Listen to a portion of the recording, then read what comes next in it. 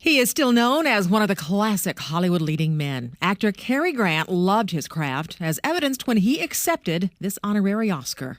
I've never been a joiner or a member of any particular social set, but I've been privileged to be a part of Hollywood's most glorious era. But he gave it all up in 1966 when, at the age of 62, he became a father.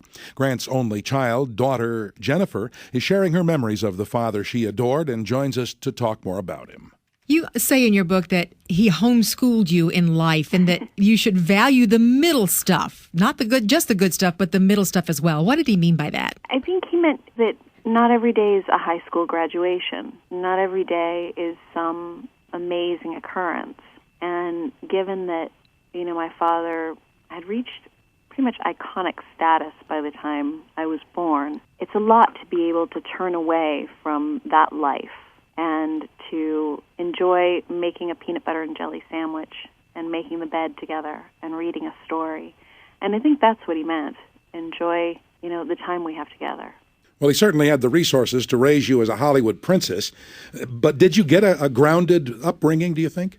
I hope so. He used to say that I should learn to cut hair, because if ever there was a war, soldiers always needed haircuts. So he was very practical and down to earth. I understand that he did not watch his own films, but did he sit through some of them with you growing up? He did not. There was one time that we actually sat down to watch one of his films, and it was only because we were at a friend's home and they wanted to watch it, and they put on An Affair to Remember. Should I read it now? Darling, that's me? Mm-hmm. You have a date, my beloved, July the 1st at 5 o'clock, but you don't say where. Well, you name the place and I'll obey.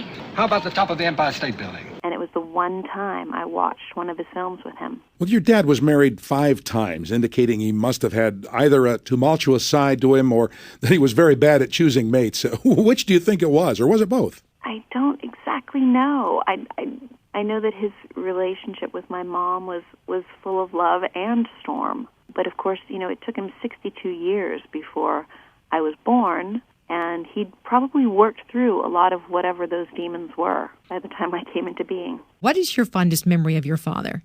Sitting at the racetrack with him and picking out horses. He used to give me $2 to bet per race. And if I won, I could keep the winnings. And if I lost, he would suffer the loss. I'm wondering, I think back of my parents, and you probably too. I have some regrets about things that happened in my upbringing. Do you have any of those regrets? I wish I'd asked more about his career. I occasionally heard about Grace, Princess Grace, or Hitchcock. But other than that, he rarely shared stories. And I wish I'd asked more about his career. Thank you so much, Jennifer Grant, daughter of movie legend Cary Grant. Her memoir is entitled Good Stuff.